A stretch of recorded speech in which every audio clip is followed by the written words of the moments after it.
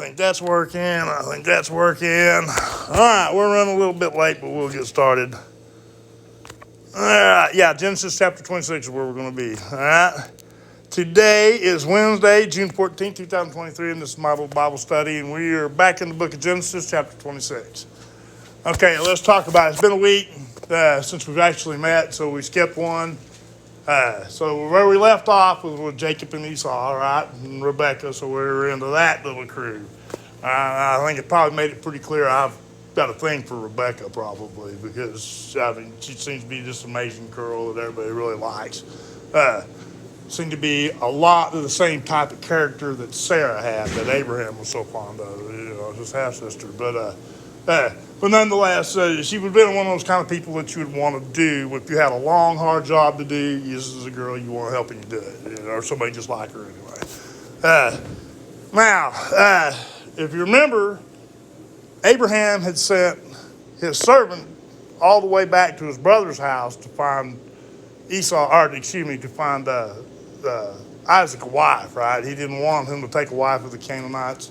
Yeah, he wanted to be of his own people, but he seems to be trying to get a little bit of separation in the family. So Isaac's wife ends up being like Abraham's brother's great granddaughter, I would think, something like that, somewhere along there. So that'd be the great niece to Abraham. So you got some. Let's get a little bit of genetic diversity involved. What I'm kind of getting at, I guess. It's not just tight lines, but still, those people, he was real concerned about that. Now, we also found out why God hated Esau, right, last week, because he didn't care nothing about his heritage. As a matter of fact, he trades his brother. And we're not done with Esau. We're going to get back to him tonight. He trades his birthright to his brother for soup. And when you really get to look at the language, it's not even good soup. It's just what was left. Now, we know there's a famine, and just the fact that Esau couldn't bring in any gain begins to tell you that this famine is starting to set in. I think we're going to talk about it here pretty quick.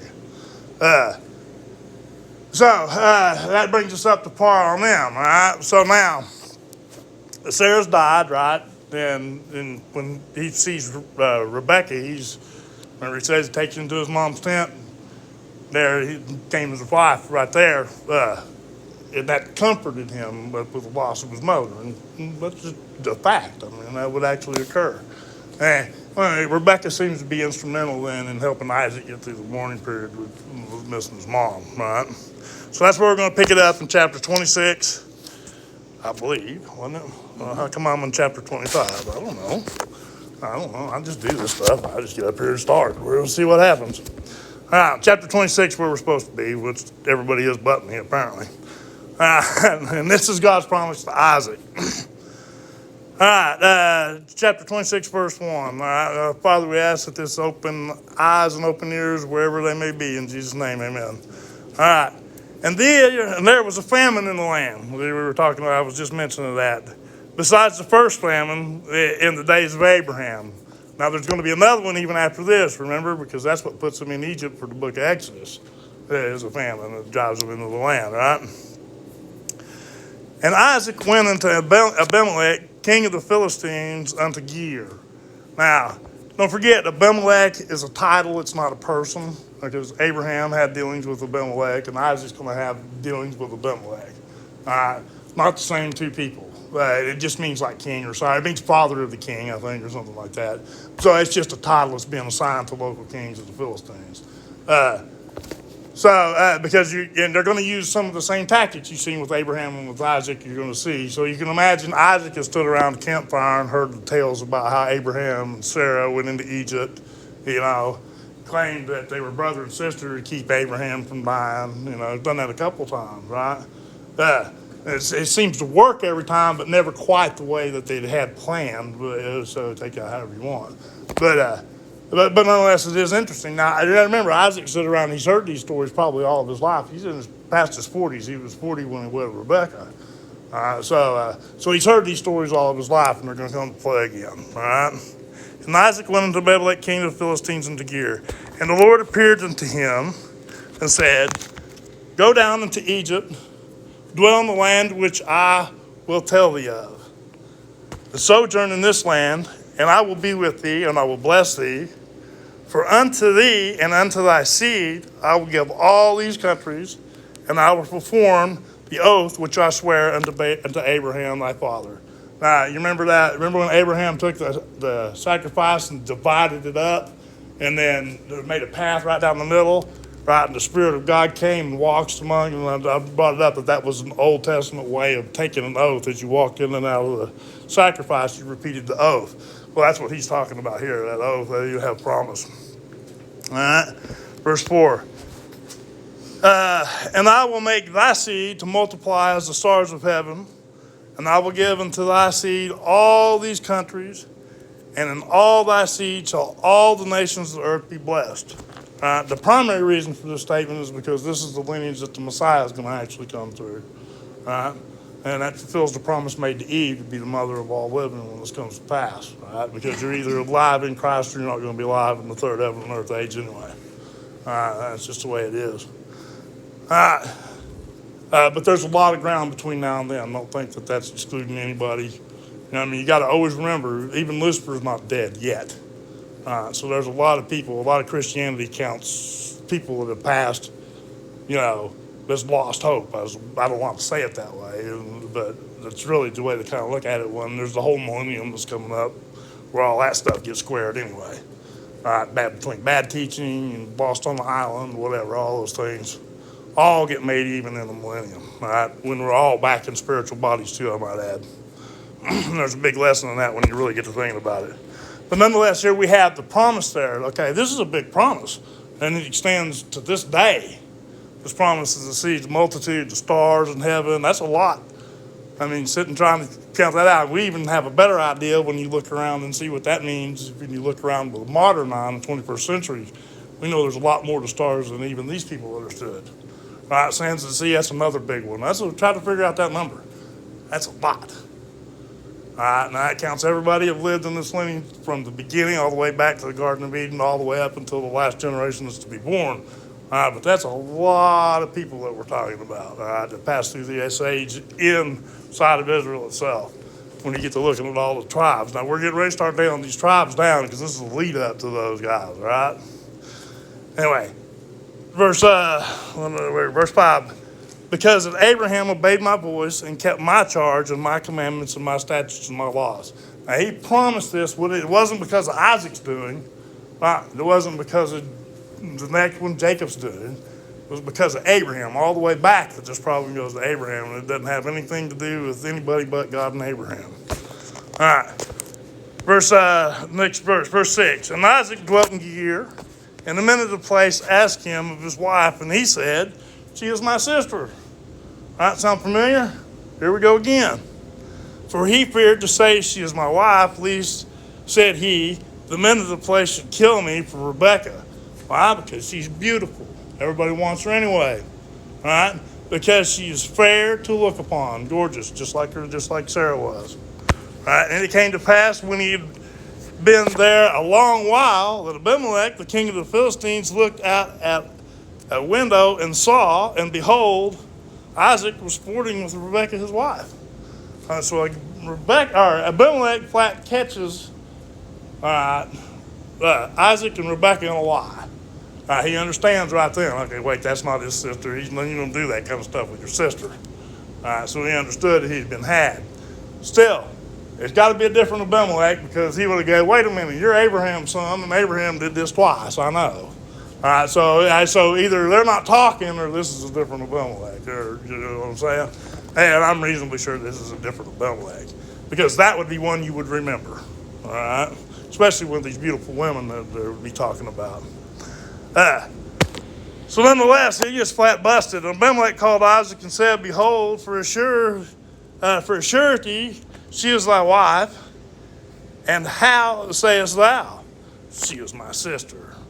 And Isaac said unto him, because I said, least I die for her. He's really just throwing out the same excuse that Abraham did.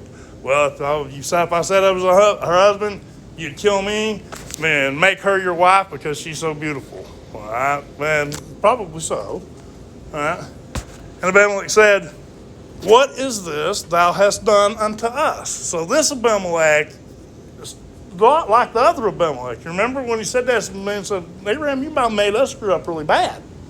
What if one of my people would have took her to, taken her by force, and you said it was your sister, and you bring this sin upon our land? Well, this Abimelech, he's concerned about the same thing. And it just tells you at the time what these Philistines were actually like. It tells you a little bit about their mental, what they considered to be proper behavior and improper behavior anyway. All right? And Benjamin said, what is this thou hast done? One of my people might lightly have lain with thy wife, and thou shouldst have brought guiltness upon us. And said, if we would have took her, it would have been your fault we're guilty. All right? Well, I would have just said, well, that would be your fault, Isaac, because we didn't do it, because you did it. Because you messed this up, because you lied to us. But he's going to play. I got to consider Isaac's a pretty powerful man. And Abraham's dead, and he has everything that Abraham ever had plus some. Because God, in one season multiplied him 100 times already. I think we've already talked about it. If not, we're getting ready to. All right? But nonetheless, he's saying, if we'd have messed up, you would have did this to us. All right? And Abimelech charged all of his people, saying, he that toucheth this man or his wife shall surely be put to death. So he's just standing straight up and telling them, all right? And Isaac sowed in the land, here it is, and received the same year 100-fold. So a wealthy man multiplied 100 more times all in one season. Right? And the Lord blessed him, which is how that one finishes up. And the man waxed great and went forward and grew until he became very great. And he had possessions of flocks and possessions of herds and great stores of servants, and the Philistines envied him. All right, so that's exactly like it is. Now they're starting to look at this guy who's been kind of in their protection, and look, he's better off than the whole rest of the community is. All right, so they're getting a little bit envious now, and this is going to come into play a little bit. For all the wells which his father's servants had digged in the days of Abraham his father, the Philistines had stopped them and filled them with earth. So remember when Abraham was holding out for legal deed for the burying place of Sarah? Well, this is kind of what he was worried about. Remember what they said, the sons of Heth and all of them said, Abraham, you're a great man among us, you're a prince. You just tell us where you want to bury Sarah, and it's yours. And he just kind of holds out until he gets a legal deed for him, because he knew that this kind of a situation could happen. After he's gone, while he's the man in charge, they're going to have great peace. But after he's gone, he doesn't know what the future holds. And that was what he was preparing for. To come to find out that the Philistines, by then, they start to get envious, so they start filling Abraham's wells. Remember the well of the oath, and the well of the living one, and all those, Lahar, all the places that Isaac had been hanging out. So they filled them all up with earth. Verse 16, and Abimelech said unto Isaac, go from us. Remember, because he'd lied to him, for thou art much mightier than we. Just leave. You're mightier than my whole nation, so just get away, just leave us be. All right, you lied to us, you almost made us screw up really bad. And Isaac departed thence and pitched his tent in the valley of Gerar and dwelt there. So he just went and hung out. He got everything he's ever going to need anyway. I already provided for him. Right? And Isaac digged and Isaac digged again the wells of water which he had digged in the days of Abraham his father. So he's just going around clearing these wells out, right? And the Philistines had stopped them after the death of Abraham, and he called their names after the names by which his father had called them. So he just starts to restore Abraham's territory right there. Right? And Isaac's servants digged in the valley and found there a well of spring water. Now this is significantly different type of water than what you would get in a normal well. Right? The normal well is seepage. Right? It seeps in from the underlayer, but this is running water. He's found a spring when they're digging a well, and they actually found spring water instead of just drainage water that you would normally get in the well, right?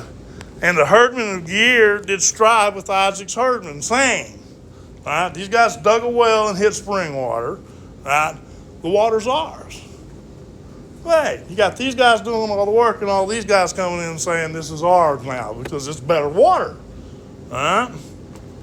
And he called the name of the well Eshcah because they strove with him. And they digged another well and strove for that also. So they went around digging wells And now every time they dig a well, they get ran off of it. And he called the name of it Sitnah. 22, and he removed from thence and digged another well. And for that, they strove not. So the third well, they decided to leave Isaac alone and his bunch. Right? Now, and he called the name of it Rehoboth, and he said, for now the Lord hath made room for us, and we shall be fruitful in the land. All right? And he went up from thence to Beersheba. All right? So all the way back to the well of Beersheba, right? Well, now, Beersheba is going to become a place, not just a well. It's going to become a town. All right? And it was already becoming that in Abraham's day anyway when he dug it. All right? Remember, isn't that where he planted all the trees and wanted people to come to it? It was the hardwood trees. You know, not the Ashtaroth, but the hardwood trees there to bring people into that place, actually. All right, and it seems to have worked pretty good because now we have a place named Beersheba. All right, and the Lord appeared to him, saying that same night, and said, I am the God of Abraham thy father. Fear not, for I am with thee, and I will bless thee and multiply thy seed for my servant Abraham's sake. Again, he's reiterating this is Abraham and me. This is what we started. This doesn't have anything to do with anybody else. All according to the promise of Abraham, right? And he buildeth an altar there, and called upon the name of the Lord, and pitched his tent there. And there Isaac's servants digged a well. These are some digging people. All right? They got a lot of animals. They're also farmers by nature. It requires water. It's always a resource in this area. Still, nations are built, particularly in this region, on the ability to have water. The rebirth of the modern Israel didn't occur until Egypt granted them water rights. All right? So the water in this region has always played a really big role. And it still does, like I said, to this day. And now you have Israel leading the world in desalinating seawater to take a desert and turn it back into an oasis. I mean, and all you got to see is just pictures of it to see what happens. Beautiful. All right? But nonetheless, where were we? At 26, and Abimelech went to him from Gerar, and as Ahuth, one of his friends, and Philco, the chief captain of his army. I don't know if this is the same same guy or not. Philco or not, but it may be, may not be. It may be another title. All right. And Isaac said unto them, wherefore come ye to me, seeing you hate me? All right, well, that's a little bit strong. That wasn't exactly what he said. He was kind of mad because Isaac lied to him. But nonetheless, and he said, I lost my place. And Isaac said, wherefore coming to me, seeing you hate me, I have sent and have sent me away from you. 28, and they said, we saw certainly that the Lord was with thee. And we said, let there be now an oath betwixt us, right? Even betwixt us and thee, and let us make a covenant with thee. He's like, okay, we see now that God's with you. Now that we see this, we want to make sure that we're tied up real good and have peace with you, right? Right? That thou wilt do us no hurt. Why? Because he's greater than all the rest of them combined. They had more people, better armed, more money, even than the local kings. All right? That's saying a lot. All right? And they said, that thou wilt do us no hurt, as we have not touched thee, and as we have done unto thee nothing but good, and have sent thee away in peace. I said, we didn't do nothing. We just said, go away. Just let us be. You went to Gerar, and they had peace. All right? They departed in actually pretty good terms for that time, actually. And thou art blessed of God. So he's just acknowledging that God has his hand in all this. All right? And he made them a feast, and they did eat and drink. And they rose up bedtimes in the morning. I love that. That sounds like so much like Shakespeare. All that means I went to bed and got up the next day. All right? But it just sounds so good. And they rose up bedtimes in the morning. Ta-da! All right. Well, I'm done with my Shakespeare for tonight. And swear one to another. And Isaac sent them away, and they departed from him in peace. All right? So they made their little covenant, their little peace pact, and then they went their separate ways in peace. All right, so there's not going to be able to summer for them. And it came to pass the same day that Isaac's servants came and told him concerning the well which they had digged, and he said unto them, we have found water. So, and it's that good spring water he was talking about, right? And he called it Sheba, and therefore the name of the city is Beersheba unto this day. All right? And Esau, okay, now here we go. Here we go back to our buddy. And Esau was 40 years old when he took wife Judith, the daughter of Beer, the Hittite. So he's way outside of the family lineage with the Hittite, all right? And Bashemath, the daughter of Elon the Hittite. So he's, while Isaac, Isaac, he went to his family, the dad goes all the way to stay in the lineage. Well, one of his sons, who's already kind of threw away his birthright, cares nothing about his birthright and marries the local girls that they were trying to stay away from in the first place. All right? Which were a grief of mind unto Isaac and unto Rebekah. All right, so Isaac and Rebekah knew better. This bothered them that Esau had done these things. You got to remember, Esau is the old man's favorite. All right, it's the younger son, Jacob, that is Rebekah, the smart one's favorite. All right, let's just kind of keep that straight. Now, it's already been determined. Remember, when she got pregnant, it said these two have been fighting in the womb since they were conceived. And it's going to go down with them fighting to the end of time in exactly the same manner. Remember, it told you had two nations in your womb. And in that womb, the younger is going to be basically the boss of the older, which is exactly the opposite of what the tradition would have held. It would have been the elder brother that received the double portion. But instead, it was from their birth determined that the younger brother was going to be the one that received the blessing. Right. Now remember, he's already traded it to his brother. He's already made a deal with his brother for his birthright, but nobody bothered to tell Isaac. All right? Because they know that would have upset Isaac to no end. Everybody, Esau included, would have understood that. All right? And that's where we pick it up with in the next chapter. All right? Now remember, I've been saying all along that Rebekah thinks fast, works fast, and thinks faster, right? Well, here she's going to prove it. I got to get something to drink. Yep.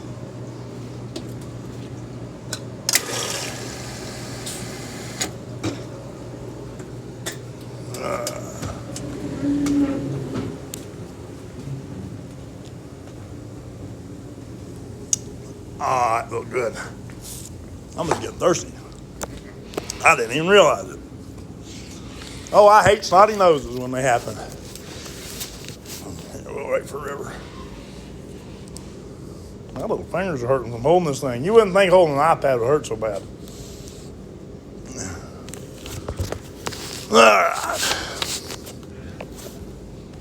So we got Esau's in trouble, basically. Rebekah and Isaac are worried because he's married Hittites instead of sticking with the Adamic lineage that they come from, right? Listen to what it says in 27. And it came to pass, when Isaac was old, that his eyes were dim, so that he could not see. And he called Esau, his eldest son, and said unto him, My son. And he said unto him, Behold, I am here. And he said, Behold now, I am old, and I know not the day of my death. He said, I'm getting real old. I don't know when I'm going to die, but I do know it's coming. All right? Now, therefore, take, I pray thee, thy weapons, thy quiver, and thy bow, and go out to the field and take me some venison. All right? He wants some of that venison, right? And make me savory meats, such as I love, and bring it to me, that I may eat, that my soul may bless thee before I die. So Isaac is all prepared to give Esau the blessing that Esau has already traded to his little brother for food. Now, I think I made the point up before, every time the Russian people have anything to do with pretty much either Europe or the United States, one of their main concerns is always food. It's always wheat. All right? Now, these people are still looking for soup. All right, because of these things that happened here. All right, so the die was cast for them a long time ago. But nonetheless, we have Isaac here preparing to bless Esau. And Rebekah heard when Isaac spake to Esau his son. So knowledge is power. All right? And Esau went to the field to hunt for venison and to bring it. And Rebekah spake unto Jacob her son, saying, Behold, I heard thy father speak unto Esau thy brother, saying, Bring me venison, and make me some savory meat that I may eat, and bless thee before the Lord before my death. All right? Now, therefore, my son, obey my voice according to that which I command thee. Now, this is Rebekah talking to Jacob. All right. Now, listen, boy, do what I say, and this is going to be just fine. All right, see, because Rebekah remembers everything. Rebekah remembers that the older brother is going to serve the younger brother, and she knows who the younger brother is, and she knows that's going down right now. All right, everything concerned with this is was in this blessing. All right. Now, therefore, my son, obey my voice. Verse 9. Go now to the flock. All right, remember, Isaac wants venison, right? But Rebekah's been feeding this man a long time. All right, he most of the time probably doesn't know what he eats, like most men when their wives cook. All right, so a lot of men, it's a mystery how that stuff gets on the table, and it's just magic. All right. Then I would imagine this might be one of those cases, because look what she says. He says, Fetch me from thence 2 good kids of the goats, and I'll make them savory meat for thy father, such as he loveth. He's going to love this. I know, I've done it before. Well, that's basically what she's kind of getting at. And thou shalt bring it to thy father, that he may eat, and then he bless thee before his death. All right, so Rebekah's working here. All right, she's making plans and making adjustments on the move. All right, and Jacob said to Rebekah and Jacob said to Rebekah his mother, Behold, Esau my brother is a hairy man, right? Big hairy guy, red, right? And I'm a smooth man. And my father peradventure may feel me, and I shall seem to him as a deceiver. He's going to see right through this ruse. All right. And I shall bring a curse upon me, and not a blessing. So, just might too if he gets caught. And what's his mother say? This woman's a strong person, right? And his mother said unto him, Upon me, by thy curse, my son, only obey my voice and go fetch me then. He said, don't worry about it. If he curses you, it's going to be upon me. All right? Now just go do what I said and go get me 2 little goats. I'm going to take care of this. And he went and fetched and brought them to his mother, and his mother had made savory meat such as his father loved. All right? Like I said, probably wasn't the first time he got switched out for goat for venison. All right? And Rebekah took a goodly raiment of her eldest son Esau, which were with him in the house, and put them upon Jacob, her younger son. And she put the skins of the kids of the goat upon his hands and upon the smooth of his neck. And she gave the savory meat and the bread, which she had prepared, into the hand of her son Jacob. And he came unto his father and said, My father. And he said, Here I am. Who art thou, my son? All right, here I am. Who are you? And Jacob said unto his father, I am Esau, thy firstborn. So Jacob just kind of lying right there. Right? He knows what's up. He knows what's going on. He knows also that Esau has already traded him his birthright. All right. It doesn't really so much matter anymore about what Isaac said, because God already hates Esau because he despised his birthright to begin with. Right. Isaac out of it anyway. Yes. I was talking to Rebekah. Right. Often. Right. Yeah. Right. Now, so she knows what's going on. So his deception is, yes, a deception. But I think if anything, I think sometimes that's right. Sometimes you just sometimes you're working with the hand that's dealt you. Why you upset him? Right. Well, that too. You know what I mean? Yeah. But she knows what's already going down, and she's just making it all come to pass exactly the way it was supposed to. Right. Apparently, she's got God's blessing, because this goes down pretty slick, right? And Jacob said unto his father, I am Esau thy firstborn. I have done according as thou badest me. Rise, I pray thee, sit and eat my venison, that thy soul may bless me. We're getting to that blessing. That's the thing he wants. And Isaac said unto his son, how is it that thou hast found it so quickly, my son? And he said, because the Lord thy God brought it to me. All right, so he's just starting to lay it on pretty quick, pretty slick, pretty thick, huh?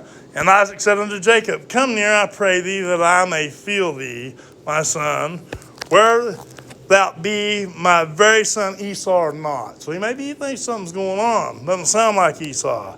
And Jacob went near unto Isaac his father, and he felt him, and he said, the voice is Jacob's voice, but the hands are the hands of Esau, big old hairy hands, just like his mother knew he would do, just like Rebekah understood he would do.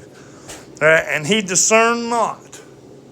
Maybe turned a blind eye, maybe, or I don't know. But either way, he doesn't know. He discerned not because his hands were hairy and his brother Esau's hands, so he blessed him. All right, so Jacob blesses Jacob, thinking it's Esau. And he said, art thou my very son Esau? And he said, I am. And he said, bring it near to me, and I will eat of my son's venison, that my soul may bless thee. And he brought it near to him, and he did eat, and he brought him wine, and he drank. And his father Isaac said unto him, come near now, and kiss me, my son. And he came near and kissed him, and he smelled the smell of his raiment, and he blessed him and said, see, the smell of my son as the smell of a field which the Lord hath blessed. Remember, it was Esau that was the part that was loving the field, okay? All right? Therefore God gave thee of the dew of heaven and the fatness of the earth and the plenty of corn and wheat. Let people serve thee and nations bow down to thee. Be Lord over thy brethren, and let thy mother's son bow down to thee.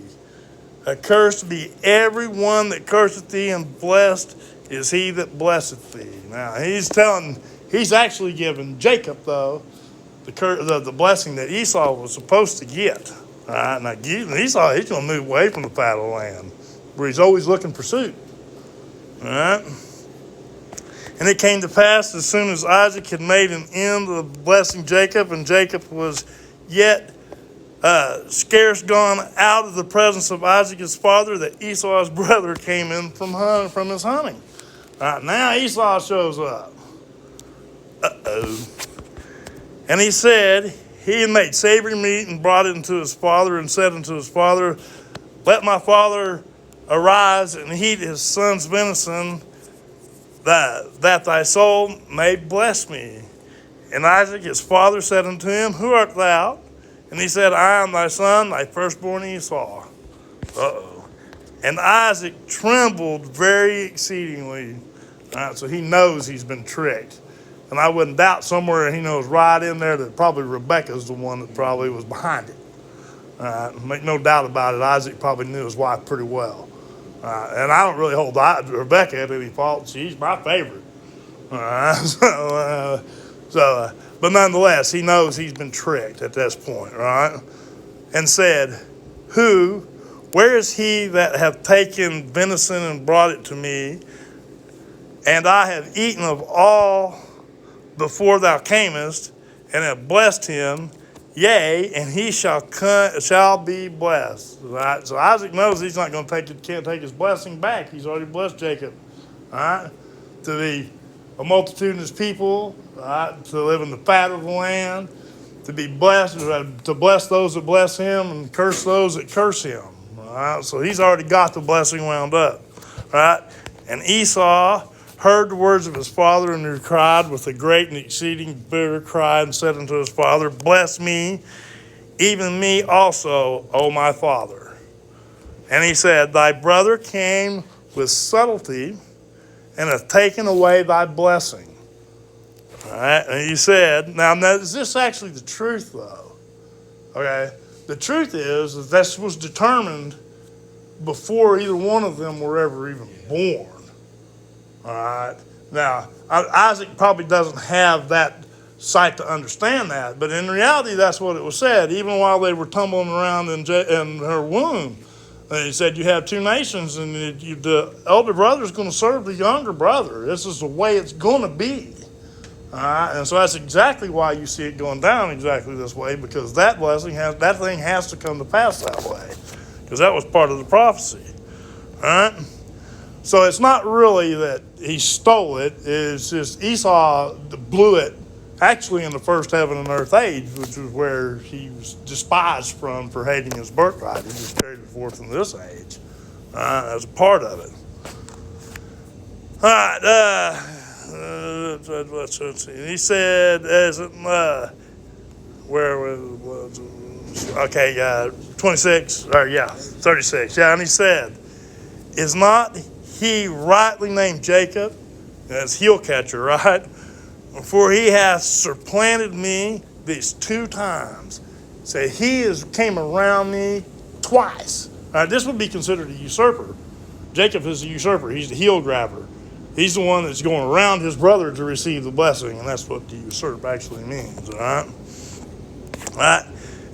He took away my birthright, and behold, now he taketh away my blessing. And he said, hast thou not received a blessing from me? And Isaac answered and said unto Esau, behold, I have made him thy Lord. All right? Just like it was supposed to be. All right? And all his brethren have I given unto him for servants, and with corn and wine have I sustained him. And what shall I do now unto thee, my son? What do you want me to do? It's done. All right? And Esau said unto his father, hast thou but one blessing, my father? Bless me, even me also, O my father. And Esau lifted up his voice and wept. Now he's sorry. All right? He didn't care about it before when it was just a promise. But now that it's here, now it means everything to him all of a sudden. All right? Verse 39, and Isaac his father answered and said unto him, behold, thy dwelling shall be the fatness of the earth. But this is a negative, all right? This is not a good translation. It's given in negative, so it's away from, okay? It's just not a real good translation. Shall be away from the fatness of the earth and of the dew of heaven from above. And by the sword shall thou liveth. All right, think about how Russia makes its living. We're in the middle of running down to Ukraine right now. All right, how many countries did they bulldoze over as part of the Soviet Union? All right, exactly like he says, right? All right. And it shall come to pass when thou shalt have the dominion, thou shalt break his yoke from thy neck. So let me start over with this in verse 40. And by thy sword shalt thou live, and thou shalt serve thy brother, and it shall come to pass when thou shalt have the dominion that thou shalt break his yoke from off thy neck. All right? And Esau hated Jacob because of the blessing wherewith his father blessed him. So he stuck around, got both the blessing and the birthright. Traded for the birthright and tricked his daddy for the blessing. All right? Got it all. Esau's cut out of it. He moves away. All right? Well, he will before it's over. All right? And Esau hated Jacob because of the blessing wherewith his father blessed him. And Esau said in his heart, the days of mourning of thy father are at hand, and then will I slay my brother Jacob. All right? See, Jacob's about to die. Isaac is about to die. But after that, I'm killing him. All right? He's a little bit ticked. Not get his birthright or his blessing back, but he's going to spill a little bit of his brother's blood for it. All right? Verse 42, and these words of Esau, her elder son, were told to Rebekah. All right? And she sent and called Jacob her younger son, and said unto him, behold, thy brother Esau, as touching thee, doth comfort himself, proposing to kill thee. All right? So it really was telling him, your brother thinks it's going to make him feel better about all this. You're just dead. All right? Well, I don't think he likes this idea. Now, therefore, my son, obey my voice, arise and flee thee to Laban. All right, back to that little character. Remember him, Mr. Bling Bling? My brother to Haran, to Abraham's brother, right? And tarry with him a few days until thy brother's fury turn away, which is not gonna. Until thy brother's anger turn away from thee, and he forget that which thou hast done to him, then I will send and fetch thee from thence. All right? Why should I be deprived also of you both in one day? All right? Because really what she's saying is, I've already lost Esau, and if you stay here and he kills you, I'll lose both my sons all in one time. And I'm sure that's it. It doesn't matter what a person does. A woman will love her son till they're both in the grave. All right? Yeah, and that's really what she's kind of getting at. And Rebekah said unto Isaac, I'm weary of my life because of the daughters of Heth. If Jacob take a wife of the daughters of Heth, such as these, which are of the daughters of the land, what good shall my life do me? All right, so he's worried about Jacob now. See, what they're worried about is Jacob now going to find somebody or finding the right wife for Jacob. Now, you got to remember, he's going to a good spot. He's going back to Laban. All right, and Laban was a character, all right. I think, push comes to shove, he's probably a pretty good guy. But he likes his money, and he likes the things that are gold, and he's interested in them for sure. And that was definitely what got Rebekah sent. His sister sent back with him. All right? But that's where we got that. So that's where we're going to leave tonight. So we got Jacob now. All right? Esau is mad. He's cut out of the will. Let's just put it that way. All right? Cut completely out of the will. He wants to seek revenge on his brother, and her mother is concerned about a few things. One, that if he hicks around here, is hanging out with the children of Heth, the daughters of Heth, that he's going to take a wife just like Esau did. And they know they don't want that because they know that's not a part of the plan. Right? So now she's sending him back, and he's going to find him a couple wives back with Laban. And that's where we're going to pick it up next week. This is where it starts to really get good, all right? Because Jacob now, he's patriarch prime. Yeah. He is the father for all the patriarchs of the tribes of Israel. All right, after we start having them, then you start to get into some of the rest of the book of Genesis, where some of their adventures as they grow up and some of the things that happen with these men. And this is one of my favorite sections of the book of Genesis because these men are patriarchs. All right? Most people consider them to be 12 of the 24 elders that you see in the book of Revelation. That's most. That's not a guarantee, but that's what most people think. And what makes me so happy, I guess, about this is I can look at my life and then look at some of the things that happen to these people. And sometimes, like Judah, sometimes he don't make good choices. Now, women, kind of lazy. It's kind of time to shear. Here, Judah's running off, looking for a prostitute. I mean, so he has some character flaws, is my point. Some of these boys, at one point, you're going to find that 11 of them are willing to trade in one and send him to sell him as a slave. That's how Joseph ends up in Egypt. All right? In the last part of Genesis. I mean, so these guys had some problems all over jealousy. Yeah, all because of jealousy that begins to develop among the patriarchs. And the fact that these men, these advanced biblical characters, have real human flaws makes me just feel better about my life. Myself, yeah. I mean, honestly, yeah, it really does. And that's one of the things, one of the comforts I get out of the book of the last part of the book of Genesis is that very thing. And you'll see exactly what I'm talking about as we go. But anyway, guys, see you next week.